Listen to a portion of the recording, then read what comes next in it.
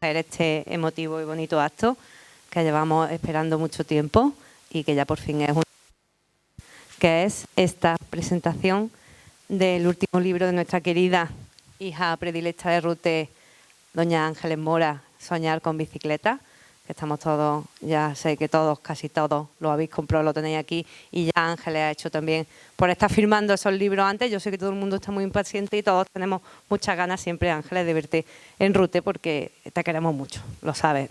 Tenemos también el gran privilegio hoy, a mí me gusta mucho este acto tan bonito, porque acompañan a Ángeles 2 premios Villa de Rute también, 2 ruteños de pro.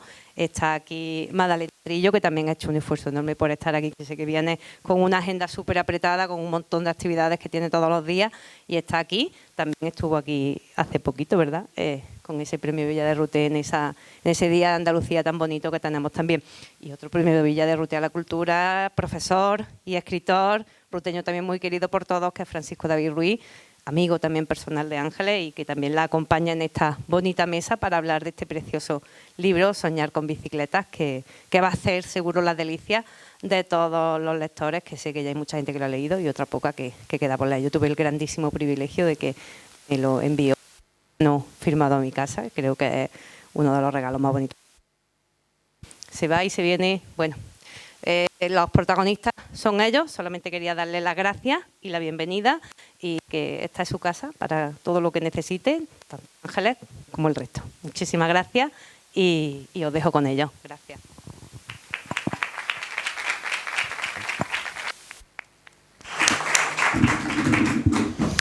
Buenas tardes.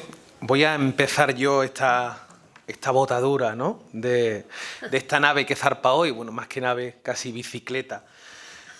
Voy a empezar agradeciendo, evidentemente, al Ayuntamiento por organizar este acto, como siempre, pero además, por supuesto, también a Magdalena y, por supuesto, a Ángeles, que han dedicado su tiempo para poder compartirnos este vagón de versos de que esta tarde vamos a disfrutar. Pero quería hacer una mención especial, y era también un poco en la persona de Ana Lazo y el Ayuntamiento, ¿no?, porque han permitido que hoy se haga una cosa que yo llevaba tiempo pensando que era necesaria, y era que... Bueno, voy a empezar contándole una anécdota, y es que yo conocí a Ángeles Mora en un autobús, y no la conocí a ella. La conocí a través de un poema suyo. El Ejía y Postal estaba en un autobús y de pronto yo leí el poema, a mí me sorprendió ese poema, y cuando terminé de leerlo en el autobús, mientras subía a la facultad, ponía Ángeles Mora, Rute. De pronto me asombro porque yo venía de Rute, estaba haciendo el 2º año de carrera de literatura y a mí nadie me había explicado quién era Ángeles Mora, absolutamente nadie. Y Ángeles Mora ya publicaba en las mejores editoriales de este país. Para mí era muy importante encontrar a esa persona, porque encontré sus libros. Yo llevaba siempre un ángel en la mochila, yo que soy poco creyente, llevaba un ángel que era Ángel González, y de pronto metí a Ángeles Mora. Yo decía, mis amigas decían que eran los ángeles de la poesía, Ángel González y Ángeles Mora. Después pasó el tiempo, nos conocimos personalmente, compartimos. Creo que la primera vez que nos vimos, fíjate, Ángeles, no sé si te acuerdas, pero fue en la presentación del Corazón helado de Almudena Grande, que lo presentaba Juan Carlos. Ahí nos conocimos. Y hoy el Ayuntamiento ha permitido que, además de venir a presentar el libro, además de presentar este libro, pues haya podido venir al instituto a presentar allí también sus poemas y a compartirlos con los chicos y las chicas de 2º de la ESO. Siempre programamos para los mayores porque creemos que la poesía ha de entenderse de una manera muy especial, y la hemos llevado básicamente casi a los cursos más bajos, con ayuda de mi compañera Isabel. Hemos hecho un acto esta mañana precioso que ha sido posible gracias a la generosidad del tiempo de Ángeles Mora, pero también a la del Ayuntamiento, que lo ha hecho posible. Así que muchísimas gracias. Voy a empezar haciendo una pequeña presentación del libro, y como no he tenido la valentía en esta ocasión de escribir la crítica por mi parte, he optado por seleccionar partes de reseñas que se han hecho ya sobre este libro, un libro que lleva muy poco tiempo fuera, pero que ya ha tenido las reseñas en los mejores sitios. Bueno, voy a comenzar diciendo que Ángeles Mora resulta, sin duda, desde muy atrás, una de las poetas imprescindibles en lengua castellana. Desde sus primeros pasos cercanos a la estética de la otra sentimentalidad hasta sus más recientes galardones, el Premio de la Crítica y el Premio Nacional de Poesía, su trabajo ha deslumbrado siempre a lectores y a críticas. Han destacado de ella el compromiso, la ironía, la reflexión, la inteligencia, la subjetividad, el cuidado en el lenguaje, así como una capacidad para entender que la emoción de las cosas es tan importante como las cosas mismas. Remedios Sánchez, profesora de la Universidad de Granada, nos dice en una de las primeras reseñas que salieron también del libro, que soñar con bicicleta no se esconde detrás de las palabras, sino que las hace suyas, las pone en pie para reflexionar en torno al proceso que sufre la memoria, desde lo particular a lo general, desde su yo vivencial al de toda una generación. Y yo mismo tengo la impresión de que en este libro es un libro de madurez poética, es un ejercicio de madurez literaria donde se comienza a ver sin ningún tipo de ambaje o miedo a decirse desde las propias citas. Es decir, hay poetas a los que no les gustan mucho las citas. En este caso, Ángeles Mora nos muestra un libro lleno de citas que además han marcado su poesía y que son citas básicamente casi como templos a los que acudir a referenciar también a estos autores. Siempre han sido importantes su poesía, pero evidentemente, aunque asumamos toda la carga de quien ha vivido en sus lecturas, de quien ha vivido con su lectura, ella nos dice en un poema, en su poética, nos dice: sobre la mesa sucia una gota de tinta. Y hoy les decía a los alumnos que esa gota de tinta en realidad es una mezcla de todas las tintas que ha tenido en su vida. Y esa mesa manchada es una mesa llena de trabajo, de lectura y relectura. Lo que verdaderamente nos deja asombrados es la rotundidad de unos versos que aspiran al mismo sueño de las bicicletas. Las citas con las que empieza el libro, que están en la primera página, a mí me dejaron anonadado, porque al principio, antes de leer el libro, no sabía por qué la había puesto, pero eran francamente rotundas. La primera es de Vittorio De Sica, y es simplemente el título de aquella película que recordarán, Ladrón de bicicleta, aquella película donde robar una bicicleta parecía que podía hacernos salir de una pobreza, ¿no? Parecía que aquel personaje podía salir de la pobreza si robaba aquella bicicleta, luego le pillaban y tal. Al final, el sueño no hace que uno se evada de la realidad. Y eso es lo que es este libro también. Es una marca de ver el sueño, tener la bicicleta como el sueño, como quizá un futuro amable, pero también ser consciente de que uno vive donde vive. Yo recordaba cuando vi el título, me acordé, fíjate, Ángeles, de aquella canción de Pablo Guerrero que decía: mi cabeza está llena de bicicletas blancas, que casi no lo puedo ni recitar sin escuchar la música en mi cabeza. Y también me acordé del prólogo que hace Juan Antonio González Iglesias a un libro que se llama Confiado, donde dice que Aristóteles define el miedo como un sufrimiento que anticipamos por un mal que nos aguarda en el futuro. Pero, ¿y si pensamos que es lo contrario? Lo contrario a la percepción del futuro como un bien tiene que tener un nombre. Juan Antonio González Iglesias decía que ese nombre era la confianza en el futuro. Ángeles Mora dice que ese bien que está por venir se llama soñar con bicicleta. La segunda cita es de Emily Dickinson. Emily Dickinson ya ni siquiera se esconde, está en sus poemas desde siempre, desde los primeros libros. Y ahora se nos muestra casi como un goteo continuo. Cada pocas páginas aparece esa cita de relectura, de lectura y relectura de sus poemas. Nos habla exactamente del mañana en esa cita, que dice: dígale por favor a esta pequeña peregrina dónde está el lugar llamado mañana. Recuerden que Emily Dickinson decía que siempre se compone de pequeños ahoras. Y les aseguro que no son pequeños los poemas que asumen esta filosofía en este libro. Si el futuro se carga de emoción e ilusión, el presente debe tomar la rienda, como en el poema, por ejemplo, Hoy es mañana. Y finalmente la tercera cita, y no menos importante, es la cita de Juan Carlos Rodríguez, sin el cual yo me atrevería a decir que la poesía de Ángeles sería otra, no necesariamente mejor ni peor, sino otra, sin la presencia de Juan Carlos. Y la cuestión es que esta cita también nos lleva a otra época de la propia poeta. La cita de Juan Carlos dice así: lo que ocurre es que la vida esa es su secreta y terrible verdad, es siempre histórica. Y toda historia tiene su principio y su fin, solo que jamás un final histórico ha sido dulce. Y a mí ya esas palabras ya solo me pueden llevar a una persona. Esa persona es Ángeles Mora, y aquel verso que decía, ¿puede terminar bien lo que termina? En otro de sus libros. Es decir, que volvemos. Este es un libro de madurez porque a su vez está asumiendo otros libros pasados. Tenemos este libro en el presente, pero también es un libro de memoria de otros libros. El libro está dividido en 4 partes. Esas 4 partes son Mi vida secreta, La luz del poema, Underworld y El largo adiós.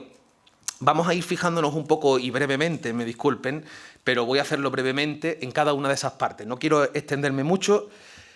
Mi vida secreta, de Mi vida secreta dice el profesor y crítico José Luis Morante, ha dicho esto: la poesía se gesta alrededor del patio oscuro de la memoria, y ese es el latido que impulsa el apartado Mi vida secreta, donde escribir es abrir ventana a un estar oculto, inadvertido, que trasciende los estratos aparentes del entorno para escarbar en la claridad dormida de los sueños. Destacan, a mi parecer, en esta parte del libro, el poema Soñar con bicicleta o el poema Vestido de novia, donde la nostalgia es la reflexión, o la reflexión, mejor dicho, es la nostalgia de la experiencia, es vívida.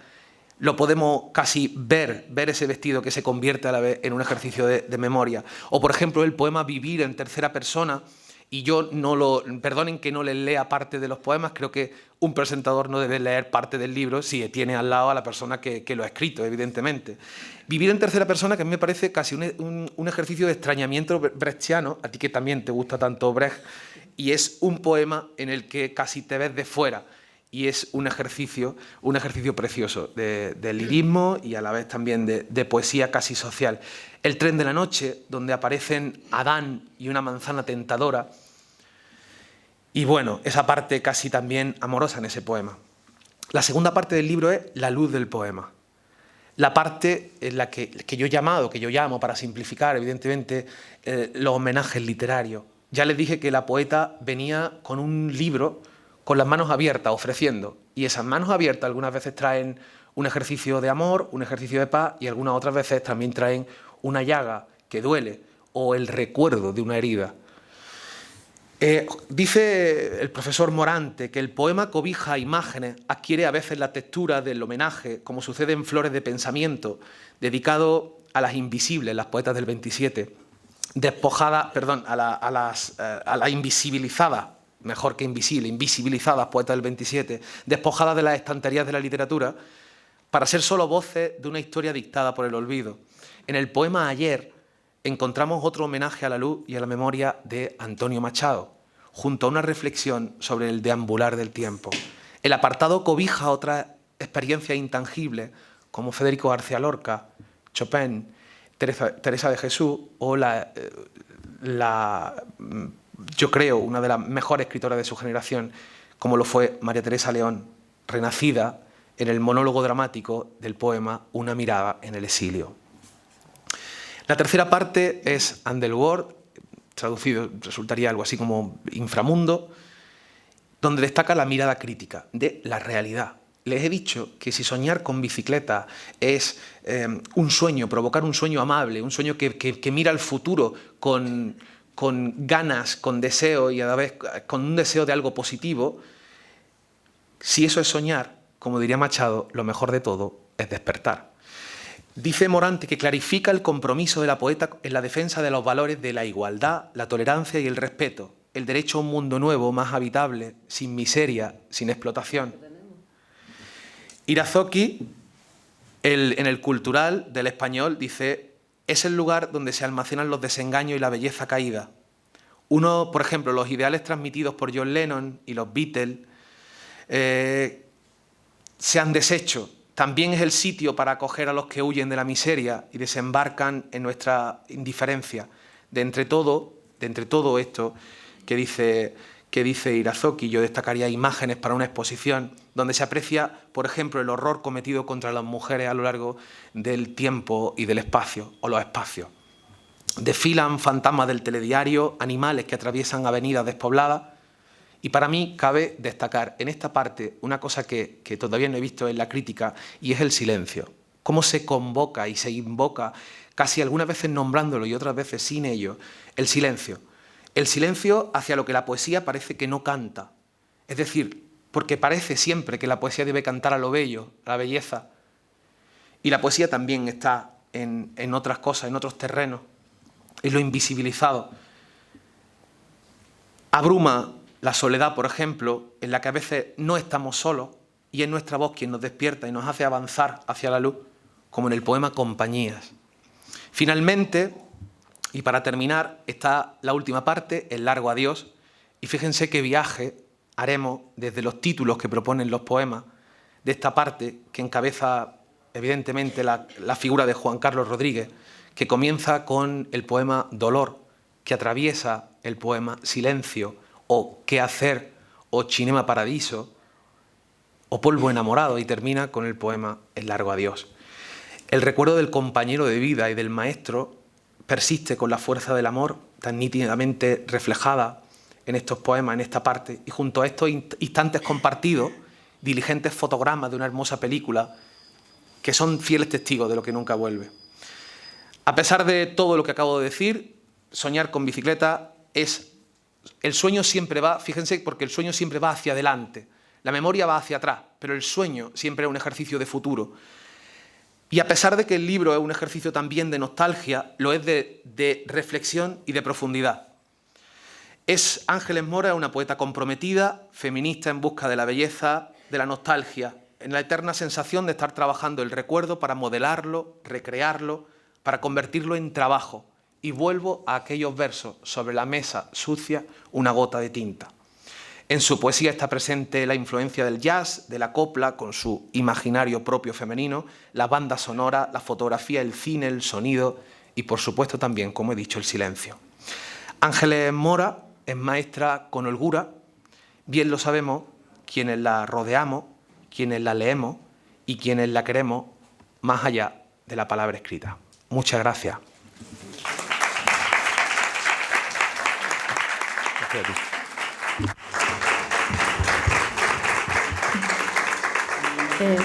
Ángeles, yo creo que después de esta magnífica presentación, enhorabuena, apasionada, creo que antes de hablar yo, debe hablar la poeta. Creo que lo bueno ahora es que leas unos poemas y a partir de ahí podamos continuar. Porque creo que cualquier cosa que yo vaya a decir después de esta presentación se va a quedar muy deslucida. Así que vamos a ir directamente a la lectura de unos poemas y ahora ya intervengo yo. ¿Te parece? Me parece muy bien. Buenas noches.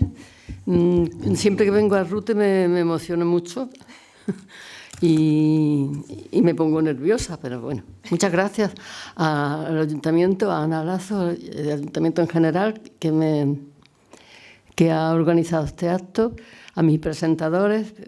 David, una maravilla de presentación, te lo agradezco muchísimo.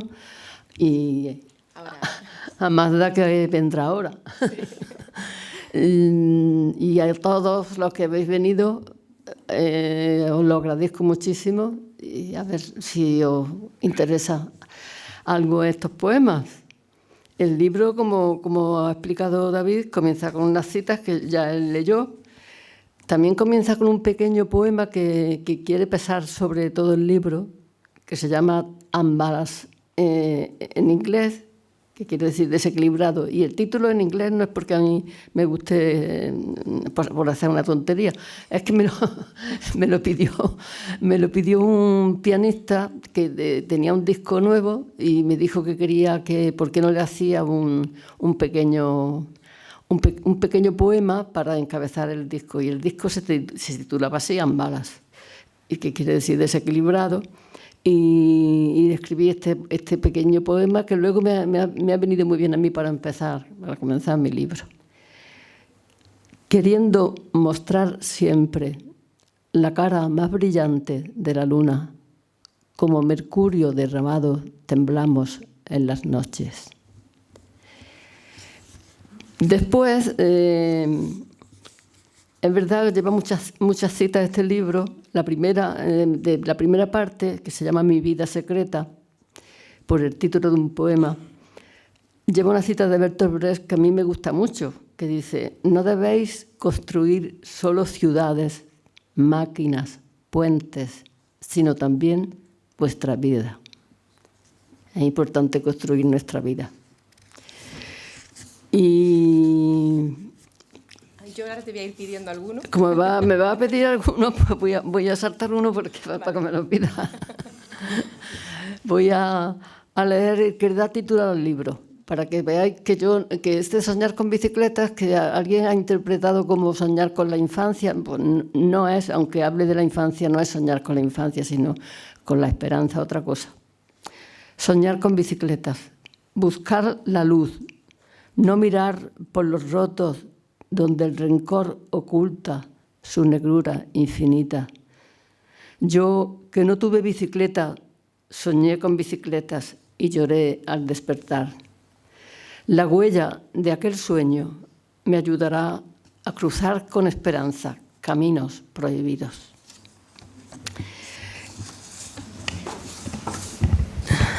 Vivir en tercera persona es un poema feminista que habla de la frustración muchas veces de las mujeres por el papel social en el que se nos relegó, que era simplemente lo privado y ahí teníamos que estar, ¿no? Lleva una cita de una poeta americana, Joan Kiger, que pertenece a la generación Beat, una generación muy famosa en el mundo poético americano, pero que componían, en principio, parecía que solo había hombres poetas, pero luego se descubrieron las mujeres poetas que también escribían en aquella época, y dentro de los mismos, y eran sus compañeras además, pero no salían, ¿no? Pero ahora se ha recuperado la escritura de ellas, y por eso mi poema lleva la cita de ella, que dice así: ella se acerca, un largo paseo a sus espaldas y la batalla de lo que aún está por venir. La mañana, perdida entre minucias y luego, distraída, sale tarde a la compra. La luz se le adelanta soñadora y la tibieza de este invierno va envolviendo sus pasos. No lleva prisa. Parece que jugara a dejarse llevar por el destino para cruzar al fin al otro lado, donde el cielo se ensancha. Detrás, el sol calienta como unos brazos lentos y sonríen sus ojos al aire azul de la alegría. Aunque no va de fiesta ni a sumergirse en la corriente fabulosa del azar, tan solo va a la compra y tarde. Y sin embargo, se demora, deja que le muerda ese sol que acaricia su espalda, camina como si no fuera ella, la que lleva su nombre, la que cuenta sus años, porque tal vez sea otra, porque tal vez es necesario en el fondo ser todas. ¿Cómo encender la vida sin hacerle un quiebro a la muerte? ¿Cómo ir al trabajo, al mercado del mundo, olvidando esa calle distinta que nos crece en las venas? ¿Cómo llamarse libertad mientras te arrastra el río de la historia? En la historia pequeña de este día ha llegado por fin a su destino, el santuario donde todo se vende, donde todo se alcanza. Adiós a la alegría, al cielo limpio, ahora toca cambiar el paso. Sin mirar el reloj ya sabe que el tiempo volará arañando segundos, que se hará tarde y volverá precipitadamente al nido donde los suyos abren el pico con apetito. Al final, recogiendo, el aire azul se le irá entre los dedos, como el agua traspasa el colador. Ángeles, si te parece, continuamos, empezamos con las preguntas. Bueno, esto no va a ser un interrogatorio. Primero quiero agradecerte la generosidad por contar conmigo aquí hoy y luego también contar, bueno, al Ayuntamiento también darle las gracias por contar, por invitarme a este acto, porque es una gran lectora de poesía, sobre todo soy una gran lectora también de Ángeles Mora. Gracias. Con unos años, un par de décadas de diferencia, en realidad tanto Ángeles como yo hemos hecho un mismo camino. Las dos somos ruteñas, las dos nos hemos ido a Granada, las dos nos hemos buscado allí un poco la forma de salir adelante, y las dos hemos optado por la escritura, pero en dos lados que pareciera que están muy, muy diferentes, que los que trabajamos con lo que ocurre ahí fuera, con la actualidad, con las noticias, y quienes trabajan en la ficción y en la parte más emotiva y más imaginativa de la narrativa, que es la poesía, ¿no? Es como los dos extremos. Pero, sin embargo, estos dos extremos al final están muy unidos. Hasta tal punto que, por ejemplo, en el sitio en el que nosotros nos conocimos fue en el periódico Granada Hoy. Yo estaba entonces de jefa de cultura y ella era una de las columnistas más importantes del periódico cuando nació. Fue una de las grandes apuestas contar con ella, porque además queríamos mujeres opinando, comprometidas, que realmente valoraran también y nos ayudaran también a diseccionar lo que estaba ocurriendo.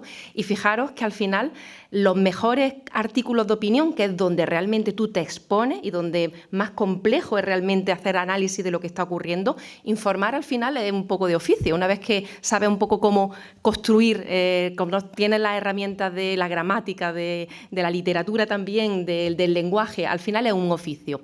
Pero opinar ya se trata de algo diferente, porque ya se trata de exponerte tú y de dar ya también en un punto de vista muy personal, donde tú ahí te estás, ¿no? Estás mostrando un poco qué hay detrás, ¿no? No estás diciendo esto ha ocurrido de esta manera, no. ¿Qué opinas tú y de temas muy controvertidos?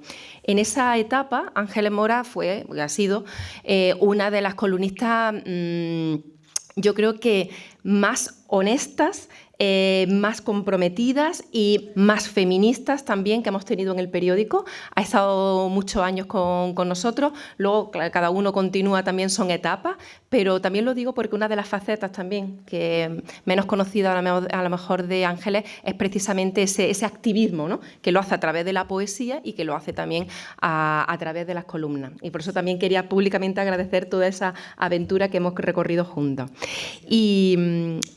Y lo primero que me gustaría es, porque yo creo que aquí está el libro y ahora vamos a profundizar, y yo creo que ha hecho una disección fantástica David, pero ¿por qué no hablamos un poco de la persona, de Ángeles Mora, de los comienzos, de cómo uno se hace poeta y cómo uno piensa hacer poesía o tiene esa trayectoria, cómo sale un poeta de un pueblo y quiero llevarlo aquí? Porque te han hecho muchas entrevistas y has tenido oportunidad de hablar de tu trayectoria, de la poesía, pero Rute no ha estado muy presente en el sentido de cuando le hacen una entrevista en El País, pues tampoco habla mucho de Rute, ¿verdad? Y de nuestro pueblo. Pero sí me gustaría que echara un poco la vista atrás y nos contara cuándo esa Ángeles Mora niña, este pueblo se cruza también en tu vida y cuándo surge la poesía. Pero yo sí escribí poemas en Rute y publiqué un libro aquí en Rute que se llama Caligrafía de ayer. Y sí nombro también, cuento lo de mi nacimiento y mi relación con Rute en otro libro que es un audiolibro que se llama Contigo misma, que trae incluso fotos de Rute. ¿No lo conoces? Ese lo conozco. No, sí. Si no era por ti, sino por los que te preguntamos a ti. O sea, la crítica no era a ti, a la presencia de Rute, sino que muchas veces cuando una poeta llega a ser Premio Nacional de Poesía, al final, ¿no?, tiene una trayectoria. Y sí quería, pues... Porque yo, en realidad, mi carrera poética, digámoslo así, entre comillas, ha sido, la he realizado en Granada. Yo vivía en Granada y nunca me he ido de Granada, o sea, poéticamente hablando, no me he ido de Granada. Pues fui 2 años, pero esos 2 años no publiqué nada.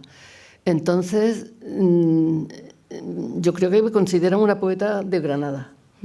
Pero yo he dicho muchas veces que mis raíces están en Rute y yo comencé a escribir poemas en Rute. Incluso cuando empecé a escribir poemas, como es normal, cuando estudias en el bachiller, pues al ver ejemplos de poetas y de poemas que te gustan, a mí se me quedaban, me los aprendía de memoria porque me gustaban mucho. Y luego los quería imitar, claro. No me salía muy feo, pero bueno, yo lo intentaba. Y ya luego, un poquito más adelante, pues también en mi casa de Rute, yo me iba arriba al desván, ¿no? Arriba, al desván. No era desván del todo porque el desván estaba lleno de cachivaches, pero era casi el desván donde tenía mi madre también cosas que ya no le hacían falta, y había una mesa de mi padre antigua. En aquella mesa yo guardaba mis borradores para que no los viera nadie, Y ahí escribí mucho, escribí poemas, me acuerdo de un poema dedicado a Miguel Hernández que luego ¿Lo recuperaste? Lo recuperé, sí. vamos, lo arreglé también, pero lo recuperé. Sí, Ruth ha estado siempre muy, muy presente en mi poesía. Yo iba sobre todo a cuando una niña que es consciente de que su carrera puede ser algo que se ve tan complejo como voy a ser poeta, es como cuando dice voy a ser astronauta, ¿no? Me voy a dedicar a, ¿no? ¿En qué momento, ¿no? ¿Cómo pensabas que realmente podía llegar? Porque también supone una ruptura en tu vida, ¿no? Habla muchas veces de tu vida secreta, ¿no? O de esa, no sé si de esas dos Ángeles Mora que podemos dividir, ¿no? Y de cuando realmente te puedes dedicar de lleno a la poesía. Yo, desde luego, no me pude dedicar de lleno a la poesía hasta que empecé a estudiar en Granada, porque antes había hecho intentos y había escrito un libro, incluso un libro que lo presenté a un premio en Madrid y quedó entre los finalistas, pero no se publicaba. Pero bueno, no era un libro prácticamente sería en caligrafía de ayer, lo que luego recogí en caligrafía de ayer, pero cuando publiqué caligrafía de ayer también lo revisé, ¿no? Pero ¿por qué soñé yo con escribir poemas, no con bicicleta? Pues soñé con... La primera bicicleta que tuve era de mi amiga Marisa Dez, que me caí y la dejé, le hice algo, no sé qué le hice a la bicicleta. Bueno, pues... que estaba diciendo que por qué ¿En qué momento la poesía se cruza, no? Pues se me cruza eso, intentando imitar a los poetas y sobre todo, más en serio, cuando leí una crítica, porque a mí me gustaba mucho leer el periódico también, leí una crítica a un libro de un poeta sevillano que era entonces joven, que se llama Joaquín Caro Romero, y había ganado el premio Adonais. Y yo me gustó tanto los poemas que leí de él, que ponían una muestra en el periódico, que no sé cómo le escribí una carta que ponía Joaquín Caro Romero, poeta Sevilla. Y le llegó la carta. Sin dirección. Sin dirección ni nada. Así que se puso muy contento. Entonces ha sido cosa también en parte del destino, ¿no? Sí. Y bueno, sí me contestó, me mandó libros suyos, me dio consejos, me dijo que le mandara poemas y me dijo esto no está bien, tenés que hacer... O sea que de alguna manera tuve un maestro en la distancia. Y luego ya yo que me casé y me fui a Barcelona y estuve también queriendo estudiar, lo que pasa que lo tuve que dejar cuando me quedé embarazada, pero yo ya empecé a escribir, y yo escribía entonces para mí, no publicaba, pero me iba aprendiendo, iba cogiendo mano y aprendiendo a decir lo que yo quería decir. Ángeles, tu segundo marido, un personaje que es muy emblemático en Granada, Juan Carlos Rodríguez, uno de los profesores, de los expertos en Lorca más reconocidos, con una trayectoria tremenda. Entiendo que el hecho de conocerlo ha sido clave para que profesionalmente te hayas podido dedicar, ¿no? a la poesía. Sí, fue clave porque fue profesor mío y porque me gustaban mucho sus clases y porque luego pues tuvimos un contacto ya más de amigos y también me dio bastantes consejos interesantes sobre cómo escribir. En los años en los que empezaste a escribir ya de una forma más profesional y a ganar premios, a ser más reconocida, fue sobre todo, en Granada se ha hablado siempre de la movida, desde el punto de vista musical, pero también de una cierta movida literaria en el sentido de la corriente de la otra sentimentalidad, ¿no? En ese caso, tú siempre has dicho que no te han gustado mucho la etiqueta y nunca te has sentido como muy cómoda, ¿no? A la hora de identificarte. En realidad yo ya cuando conocí a Juan Carlos, como tú dices, yo ya había publicado mi primer libro, pensando que el camino iba derecho es anterior. Pero ya en ese libro yo ya tenía estaba reflexionando sobre el hecho de ser mujer y de lo que a mí me había, de la cortapisas que tenía por eso. Y no sé, de alguna manera mi libro estaba muy cerca de la línea de la otra sentimentalidad. Conocí a los poetas de la otra sentimentalidad, Luis García Montero, a Álvaro Salvador, a Javier Egea, Y con ellos pues ya me uní a su pensamiento poético, pero sobre todo impulsada porque todos ellos eran alumnos de Juan Carlos. Y todos nosotros pues aprendimos de él las ideas que nos transmitió. Ha comentado antes David, ¿no?, la idea también que tenemos muchas veces también por prejuicio, ¿no?, de que la poesía es como un elemento que tiene como que entregarse a la belleza, a lo estético. Sin embargo, en el caso de tus versos hay algo que siempre dice, que me gustaría que lo comentara un poco, cuando tú comentas que los poemas tienen que decir cosas. Fijaros, volvemos otra vez a lo que es el origen de la escritura, ¿no? Estemos en un campo o en otro. ¿Cuál es la clave de una noticia, de un reportaje, de una información?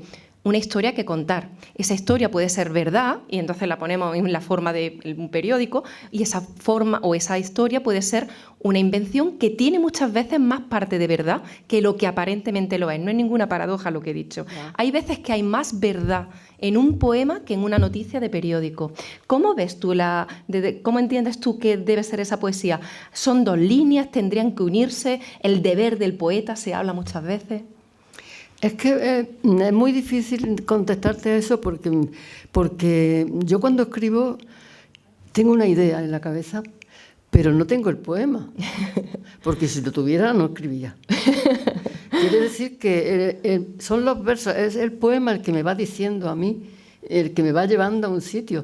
La poesía tiene una manera de escribir es muy extraña, porque ya te digo, tú vas buscando en el poema lo que no sabes que es algo, ¿no? Tienes una idea, eso sí, pero tú siempre quieres decir algo. Hay algo que sí, hay claro, un mensaje, hay una idea que te impulsa a escribir el poema, y luego quieres que esa idea se plasme, pero que ya te digo que el poema te va llevando por donde quieres. Yo siempre digo que el poeta es como un explorador que se mete en una selva y con el cuchillo de la palabra va abriendo el camino, y el camino es el poema, ¿no?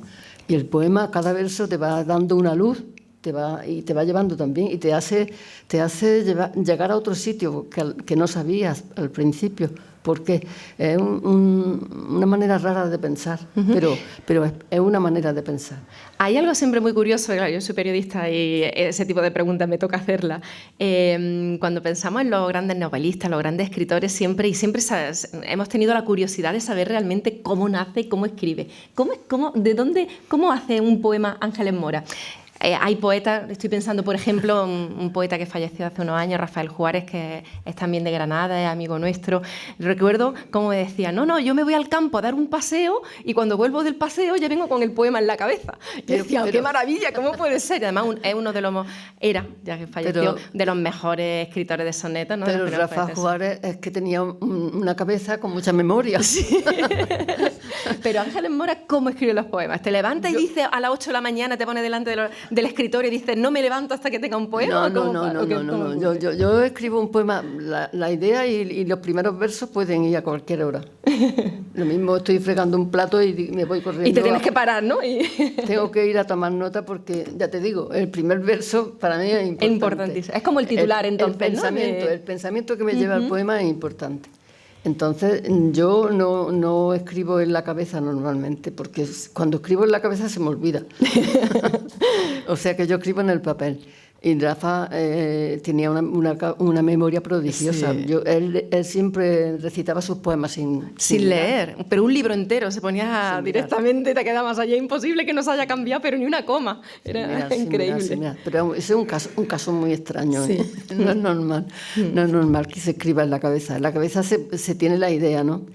Yo alguna vez un poema breve, sí puedes escribirlo. Yo una vez me acuerdo que escribí un poema en la cabeza, ahora luego me acuerdo, en la parada del autobús, que era un poema de 4 versillos, porque como ya estábamos siempre todos mirando hacia la izquierda, digo, estamos todos mirando hacia la izquierda, que lo que no llega nunca, ¿no? Pero en fin, así no era el poema, pero más o menos esa era la idea. Sobre el acercamiento a la poesía, Ángeles, también hay mucha gente que entiendo también que en parte por prejuicio, que no se acerca pensando que es difícil de entender. Siempre la idea de, uy, es que yo un libro de poemas, es que no voy a saber qué es lo que ha querido decir el poeta. Ahí hemos tenido nosotras siempre también algunas conversaciones respecto... ¿Cómo ves tú cuando tú escribes un poeta, como un poema, y luego al final lo leemos nosotros y a lo mejor cada persona se ha hecho su propia imaginación? ¿Cómo entiendes tú que es la lectura de la poesía? Yo entiendo que el poema le tiene que decir a cada uno lo que le tenga que decir. A lo mejor no lo mismo que me dice a mí, porque cada uno tiene una vida, una experiencia, unas vivencias, y el poema lo lee a su manera. El poema lo lleva a su mundo. Y eso es lo bueno que tiene la poesía también, que la poesía se puede, no es una cosa, tiene no es un pensamiento unívoco, cada uno puede ver lo que quiere en un poema, lo que a él le dice el poema. A mí me dice una cosa y, hombre, normalmente suele más o menos recibe lo que uno dice, pero hay quien lo entiende de otra manera y me parece estupendo, ¿no? ¿Qué opinas de las críticas? Bueno, ha hecho una en directo David, que ya sé que te ha gustado, pero ¿qué opinas de las críticas cuando se hacen esos análisis de los poemas tan minuciosos en los que se conecta además pues con obra precedente, con otro el libro? Y yo muchas veces pienso, ¿habrá el poeta pensado todo eso cuando estaba escribiendo el poema? Cuando tú lees las críticas sobre tu obra, ¿qué opinas? Muchas veces no. pero si lo dicen es porque el poema lo ha dicho. O sea, que yo creo que es que los poemas se buscan su camino. El propio camino, que tienen su vida propia, ¿no? Ya te lo he dicho antes. Es que el poema va a buscar, y me lo dice, a mí me lo dice también. Y a otros le puede decir otra cosa. Entonces el poema se puede interpretar como cada uno lo reciba. Ángeles, te voy a pedir que nos leas, porque lleva razón David, yo había pensado leer alguno, pero luego al final me echa para atrás. Lo tiene que leer la autora. Hay un poema, se llama Huellas, precisamente pensando en, no sé si aquí todos somos muy aficionados a la poesía o no, pero que creo que es de una sencillez, a mí cuando lo leí está hablando de unos billetes de tren. Yo viajo muchísimo, Granada, Sevilla, Madrid, hay un poco bastante lío, y yo no dejaba de pensar, ¿cómo se le puede escribir un poema a un billete de tren?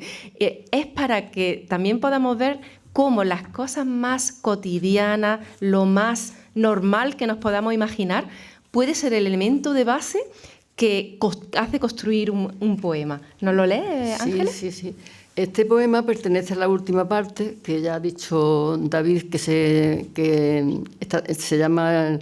se titula El largo adiós, que es una novela muy famosa de Raymond Chandler. Los amantes de la novela negra le llaman el Quijote de la novela negra, El largo adiós. Juan Carlos lo tenía siempre en la mesilla de noche, El largo adiós, lo leyó 1000 veces. La primera novela que a mí me regaló, el primer libro que me regaló Juan Carlos fue El largo adiós. Ah, sí, qué bonito. Y entonces por eso le he titulado esta parte, El largo adiós, además porque... El largo adiós. Es un poema de adiós.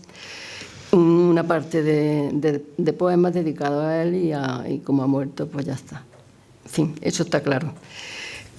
Huellas, eso es, lo voy a leer porque como todo lo cuento en el poema no tengo que explicarlo. Lleva una cita de un cantante francés que a mí me gusta mucho, sobre todo de esa canción, Avec le temps. Avec le temps es una canción maravillosa, con el tiempo. Leo Ferré. Guardo 4 billetes de tren, 2 más 2, ida y vuelta, tú y yo. Granada-Madrid, 17 de abril 2012, Puerta de Atocha. Madrid-Granada, 20 de abril. Billetes caducados, picados por el revisor. Fin del viaje. Hoy los recuperé entre viejos papeles, tiempo de ayer. Adiós, amor, duele mirarlos.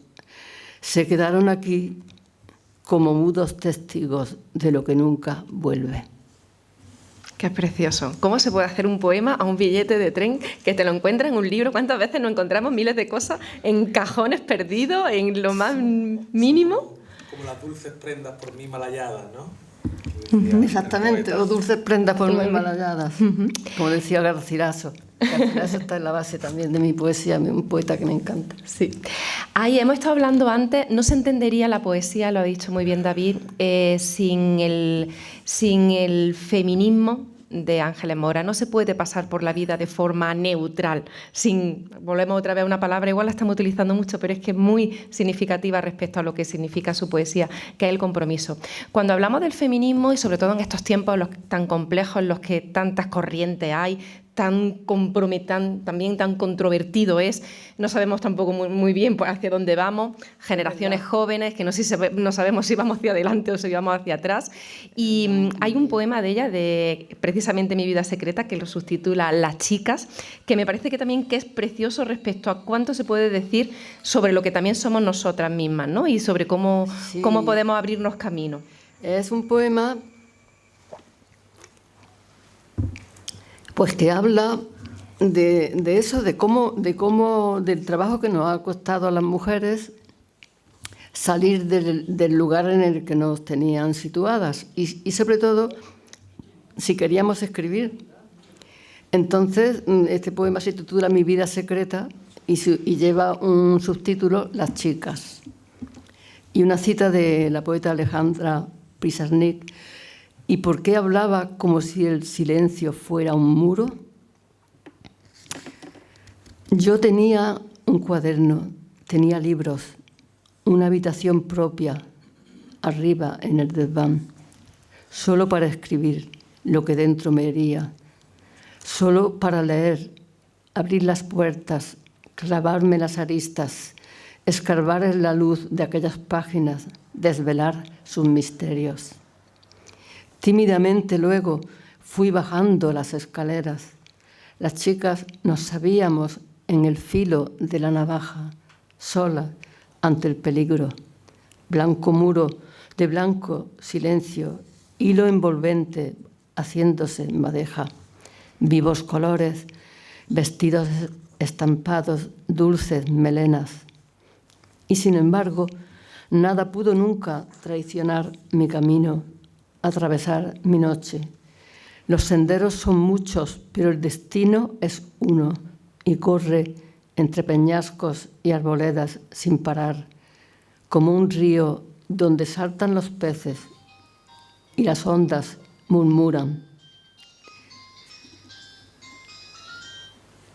Nada puede impedir al pensamiento esa agua subterránea, anegar el silencio, bucear en lo oscuro, desgarrando los velos del engaño. La conciencia no tiene marcha atrás y el dolor va desnudo. Así rodó mi historia y sus cuchillas afiladas, llevando siempre a cuestas el peso y los afanes de mi sexo, abriendo grietas en el muro de los días a golpes, hurtándole minutos a las horas. A veces pienso en el porqué de esta usura del tiempo, cuando tanto le gusta al tiempo fluir y derramarse sin descanso. Así rodó mi vida secreta, como ruedan los libros, los sueños, los cuadernos manchados de palabras robadas, letras que nos dicen lo que somos, lo que nos dejan ser. Qué preciosidad. Bueno. Muchas veces, desde el punto de vista de la escritura, pensamos que cuanto más rebuscado, más complejo, como que pueda ser incluso, ¿no?, de más nivel, de más calidad o de... Hay un poema, bueno, en tu caso es todo lo contrario, es la sencillez. Ocurre también mucho en periodismo, ¿no? Lo más difícil es ser lo más sencillo. Hay un lema que nosotros decimos de menos es más, en el sentido de hay veces que queremos rebuscarlo todo tanto que al final lo que intentamos es casi como una especie incluso de impostura, ¿no? Hay dos poemas que me han gustado mucho desde la sencillez. Uno es Lugar común, que es muy cortito, sí, que me parece muy, muy cercano y... Cuéntanos un poco. Es que el poema es eso, mientras, con menos más, es decir, más con menos. Exactamente, claro. Sí. Lugar común. Tengo un beso guardado en la palma de mi mano. En mis ojos, un árbol que desapareció. una casa, una higuera allá en el infinito. Hoy son huecos desiertos que están llenos de mí. Al final de la vida volvemos al principio. Mi madre recordaba la fruta de su tierra, los regalos de un chico, golosinas de amor, cosas lejanas que no vuelven nunca, ni tampoco se van. Precioso. Bueno, también te lo sabe de memoria un poco, Ángeles. Hay otro que, a ver qué te parece, Viendo volar las nubes, que es uno, no sé, al final son también, como muchas veces son como cuadros. Leer tu poema muchas veces como te abre una ventana y estás viendo lo que estás leyendo. David, no sé si, ¿verdad? Una imagen viva, vamos. Este es otro poema de la primera parte. Me tenía que haber tomado un caramelo antes de... Y como hemos empezado tan pronto... Bueno, viendo volar las nubes, tendida entre la hierba, sonriéndole a las nubes, pasaste la mañana. Te gustaría ser algodón blanco, ligera, no pesar, deshacerte en el cielo. Es solo un juego y te dejas llevar. Mañana es un enigma, quién sabe lo que esconde. Pero hoy mira esta calma atravesar el día. Disfruta y atesora conciencia y voluntad. Estamos viendo aquí las nubes en pleno otoño. En un campus locus amoenus, precioso. Sí, sí. Pasando ya a la siguiente parte, uno de los poemas que había destacado, no sé, fijaros que venimos las dos, no nos hemos puesto de acuerdo, pero mirad cómo traemos las dos el libro, ahí con las señales de colores de los... No sé si hemos coincidido con... Yo soy de doblar, Vosotras sois de pose y yo soy de doblar. Esto no estaba premeditado ni hemos estado antes. Este poema yo creo que va... ¿En qué página? 57. Empieza con una referencia a uno de sus poetas favoritos, yo creo que probablemente de muchos de los que estamos aquí, que es Antonio Machado, y creo que habla mucho de lo que es Ángeles Mora. Sí, es un homenaje a Antonio Machado, pero es verdad, habla de mí también. Y de todos, ¿eh? Yo creo que los poemas nos hablan a todos cuando los leemos. El ayer, estos días azules y este sol de la infancia. Antonio Machado. Eso fue, ya todo el mundo lo sabe, un versito que se le encontró a Machado en el bolsillo de su chaqueta cuando murió. Un poema que a lo mejor pensaba escribir. Estos días azules y este sol de la infancia, que tan vivos me arañan con la melancolía de una vieja canción. Estos días azules, este sol desbordando las sombras de otro tiempo, desnudan mis heridas haciéndolas sangrar. Pues la mujer que soy sabe que nunca más volverá aquel inmenso, ancho horizonte a desplegar su luz. Pues la mujer que soy sabe que nunca, nunca volverá la fe ciega, la ingenua expectativa de la niña que añora el porvenir.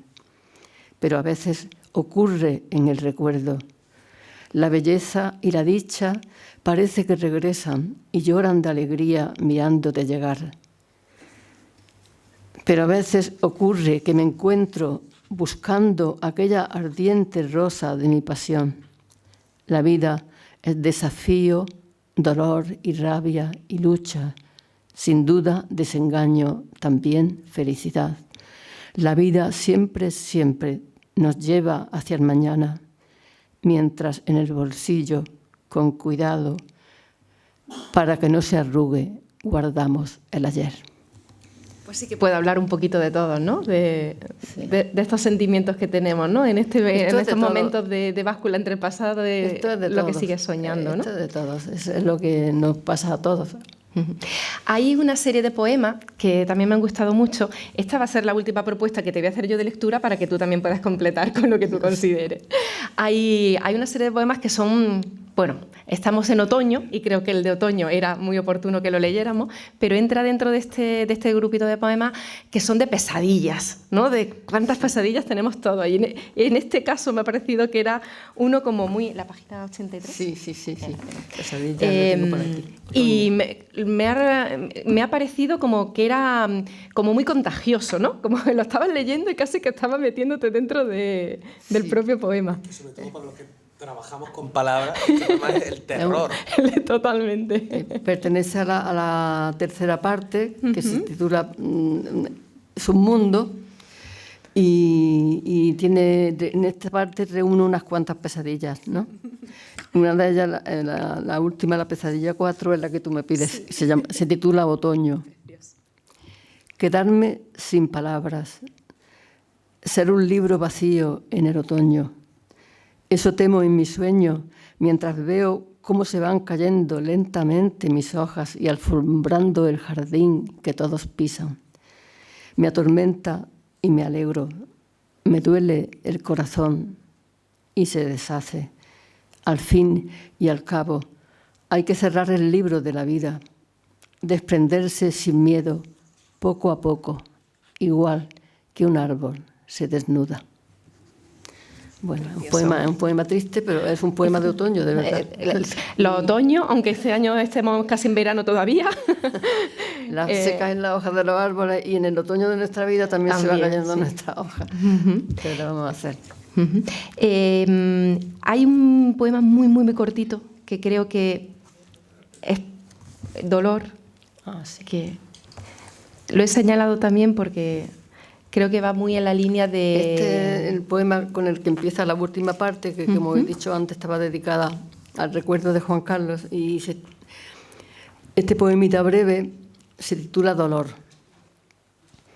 El corazón no duele, me dijo el médico, y desde entonces no sé lo que me duele cuando tanto me duele.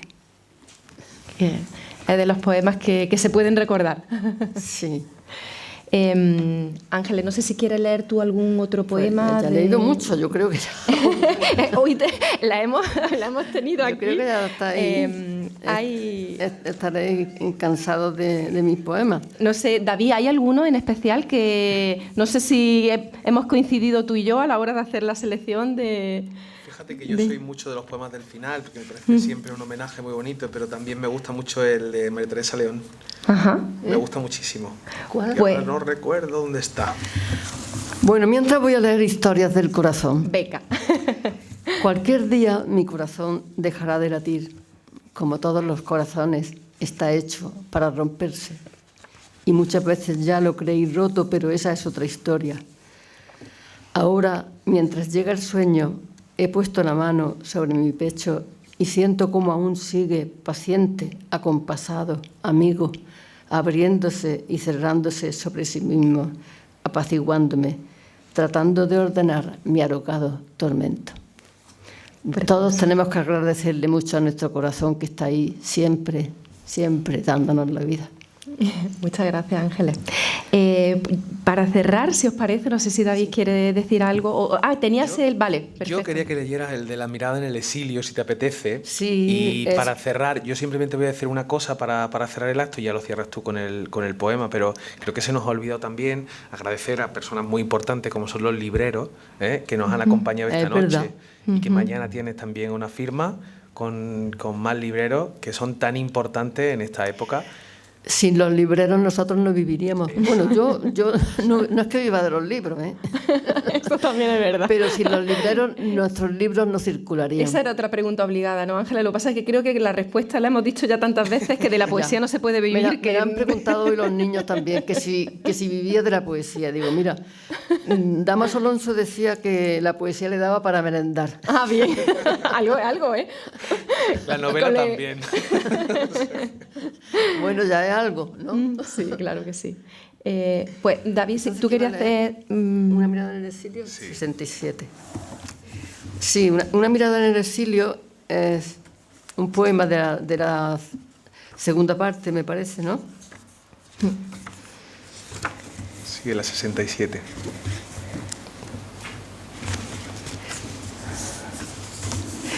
que cuenta, es una historia, bueno, te ha dedicado, están a la gente que tuvo que emigrar al exilio después de la guerra, y lleva especialmente a María Teresa León, lleva una cita suya: éramos la España del vestido roto y la cabeza alta. Contad cada uno el hallazgo de vuestra tabla y el naufragio. María Teresa León. Mirar al mar cuando no queda patria que mirar, o cuando ya la patria es todo el mundo. Abrir los ojos mientras todavía duele un lugar pequeño en el papel de un mapa y en el del corazón. Un lugar demasiado lejano, salpicado de violencia innombrable. Abrir los ojos como una ventana por la que asomarse y derramar la vida traída desde el otro hemisferio donde se hizo la noche sin estrellas.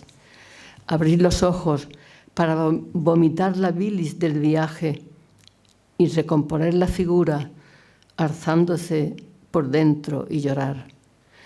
Hubo viajeros que trazaron una raya en el agua y otra en la arena al atracar, pero la más terrible atravesó el recuerdo partiéndolo en dos. Es difícil respirar el vacío, un hueco oscuro como el pozo de donde no se puede sacar más que negrura, porque la luz se fue. Y entonces, si un azul se abre de pronto, una mañana cálida, cuando no esperas nada, un azul luminoso de olas y espumas, de norte a sur, de este a oeste de las horas, un azul que te sobrecoge, llenando la mirada como ya no soñabas, de un nuevo brillo, una tibia alegría recién nacida donde florece el corazón y nace la melancolía. Entonces sabes que eres otra, que ya eres otra para siempre y más que nunca vuelves a ser tú. Este es un poema que le dediqué a María Teresa León. La pobre murió de Alzheimer, habiendo olvidado todo, absolutamente todo. Su vida, una vida tan intensa y tan maravillosa. Ángeles, me gustaría simplemente, mi parte de cierre brevísimo, darte las gracias y dártela leyendo algo que has dicho tú en una entrevista, os lo leo, es una frase: cuando deje de tener pasión por la escritura, cuando no consiga hacer vivir a un poema, dejaré de escribir. Gracias por esta tarde en la que nos has emocionado y nos has hecho vivir y volar con tu poesía. Muchas gracias. Muchísimas gracias a vosotros y al público que me ha escuchado. Muchas gracias.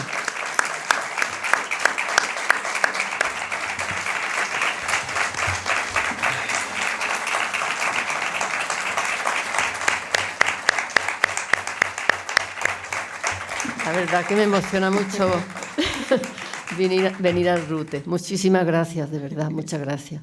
Y hasta otra, o hasta mañana. Gracias. Muchas gracias.